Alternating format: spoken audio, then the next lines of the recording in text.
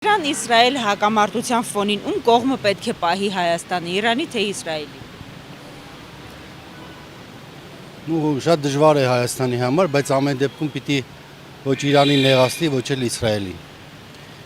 Այստեղ հենց հայի, այսպես ասած, իմաստուն միտքը պիտի աշխատի, կարծում եմ։ Եթե մեծանա պատերազմ, ինչ կանի այդ դեպքում Ադրբեջանը։ Ադրբեջանը ինչպես միշտ ինքը բղտոր ջրում, այսպես ասած, փորձի օգտվել իր շահերը։ Այստեղ մենք պիտի շատ պատրաստ լինենք ամեն դեպքում։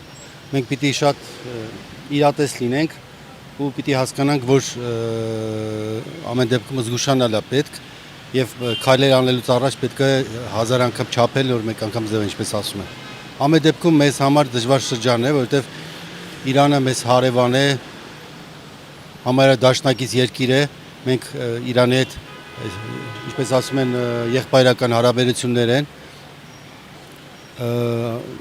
մենք մտածում ենք, որ Աստված չարաստ է, չի ասնի դրան, ես այդպես եմ մտածում, որովհետև այդ դեպքում սկսում է